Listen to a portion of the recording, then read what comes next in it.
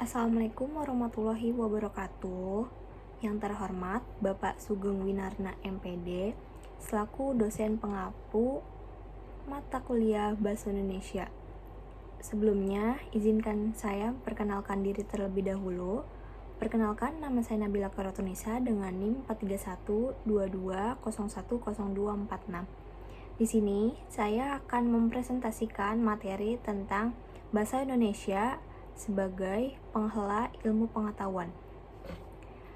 Selanjutnya, yaitu ada latar belakang. Bahasa merupakan alat komunikasi yang umum dalam masyarakat.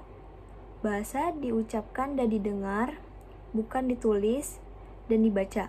Keberadaan bahasa memang sangat penting bagi anggota masyarakat untuk dapat berinteraksi dengan semuanya. Oleh karena itu, setiap negara harus memiliki bahasa Indonesia untuk mempermudah anggota masyarakatnya berpendapat. Hal itu juga dapat membuat rasa persatuan dan kesatuan dalam negara.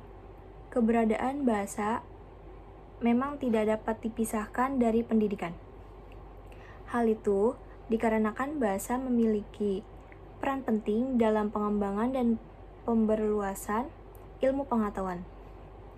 Oleh karena itu, setiap penelitian ilmiah dan upaya penyebarluasan ilmu pengetahuan tidak mungkin dilaksanakan tanpa menggunakan bahasa sebagai media komunikasi. Selanjutnya itu ada peran bahasa dalam pendidikan. Bahasa adalah alat komunikasi utama dalam proses belajar mengajar menurut Mulyana 2013. Penggunaan bahasa yang tepat dan efektif dalam pendidikan sangat penting untuk menyampaikan informasi dan pengetahuan. Dalam konteks Indonesia, bahasa Indonesia berfungsi sebagai bahasa pengantar di berbagai tingkat pendidikan formal, memberikan akses yang sama kepada seluruh siswa di berbagai daerah. Yang kedua itu ada literasi dan akses pengetahuan. Ketersediaan sumber daya dalam bahasa Indonesia berkontribusi pada tingkat literasi yang lebih baik, menurut Setiawan 2020.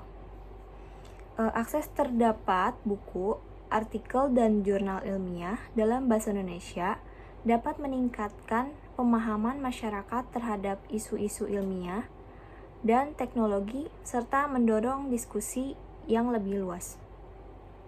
Dan yang ketiga itu ada bahasa dan identitas budaya. Bahasa Indonesia bukan hanya alat komunikasi, tetapi juga mencerminkan identitas dan budaya bangsa menurut Suryadinata 2016. Pengguna bahasa Indonesia dalam konteks ilmiah membantu memperkaya khazanah budaya dan pengetahuan lokal. Hal ini penting dalam mewujudkan ilmu pengetahuan yang relevan dengan kondisi sosial dan budaya masyarakat Indonesia. Selanjutnya itu ada ragam bahasa ilmiah. Ragam bahasa ilmiah merupakan ragam bahasa yang didasarkan pada pengelompokan menurut jenis pemakaiannya dalam kegiatan bidang sesuai dengan sifat keilmuannya yang secara umum tetap berpola pada ragam baku bahasa Indonesia. Ragam bahasa ilmiah memiliki ciri-ciri yaitu baku, logis, cendekia, tepat, dan runtun.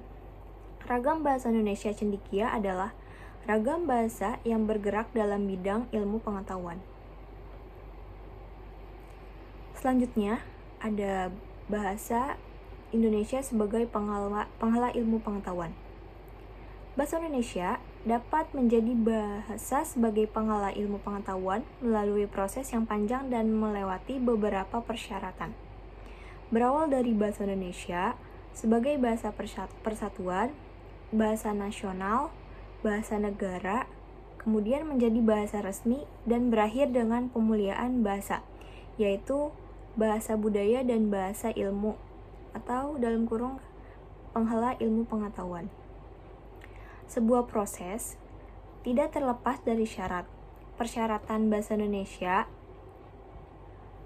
menjadi bahasa ilmu adalah ketika penyampaian ilmu, pengetahuan dapat diterima dengan mudah dan bahasa yang komunikatif, yaitu bahasa yang digunakan kontekstual.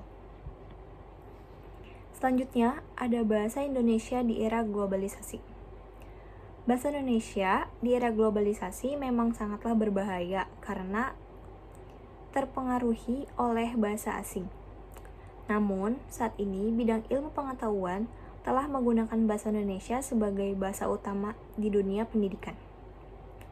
Bahkan, bahasa ibu yang dahulu digunakan dalam dunia pendidikan saat ini sudah beralih ke bahasa Indonesia. Hal itu dikarenakan untuk melatih kepekaan murid atau mahasiswa terhadap bahasa Indonesia. Namun, memasuki era globalisasi, bahasa Indonesia dihadapkan pada masalah-masalah tertentu. Misal saja bahasa Inggris berpotensi mengancam kedudukan bahasa Indonesia. Bagi kalangan penutur muda, penggunaan bahasa Indonesia lebih dominan dan diskusi daripada menggunakan bahasa daerah. Salah satu alasannya adalah bahwa para pemuda memang kurang menguasai bahasa daerah, terutama di lingkungan masyarakat yang bahasa daerahnya terdapat sertifikat tutur bahasa Jawa, bahasa Sunda, bahasa Bali, menurut Daimun 2013. Mahasiswa asing dituntut untuk menguasai bahasa Indonesia sebagai bahasa kedua mereka, bangsa Indonesia. Selalu bertekad menjunjung tinggi semua ketentuan yang ada dalam Pancasila dan Undang-Undang Dasar 1945 dan termasuk mewujudkan bahasa Indonesia sebagai bahasa resmi negara. Selanjutnya, ada kesalahan berbahasa Indonesia dalam pendidikan. Pemakaian bahasa Indonesia sebagai bahasa kedua bagi mahasiswa penutur bahasa asing pun tidak lepas dari kesalahan. Makin tinggi jumlah kesalahan, makin rendah tingkat pencapaian tujuan pembelajaran bahasanya. Oleh karena itu, tentunya harus ada upaya menekan sekecil-kecilnya kesalahan berbahasa yang dilakukan. Kesalahan berbahasa disebabkan oleh faktor kompetensi, artinya pelaku tersebut memang belum memahami sistem linguistik bahasa yang digunakan. Selanjutnya ada keberadaan bahasa Indonesia saat ini.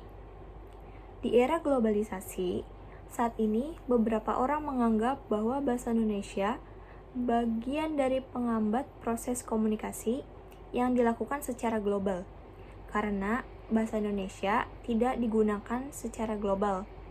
Hal ini menyebabkan bahasa Indonesia tampak tidak begitu memfasilitas proses globalisasi. Semakin tinggi kuantitas kesalahan berbahasa, semakin dikit tujuan pengajaran bahasa itu tercapai. Menurut Ariningsih, Sumarwati, dan Sadono 2012.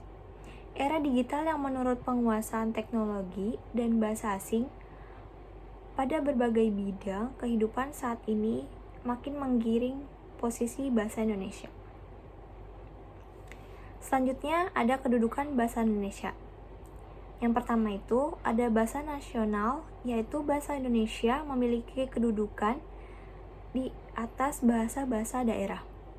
Yang kedua itu ada bahasa negara, yaitu sebagai bahasa resmi Negara Kesatuan Republik Indonesia. Selanjutnya ada fungsi bahasa Indonesia sebagai bahasa negara. Yang pertama itu ada bahasa resmi negara.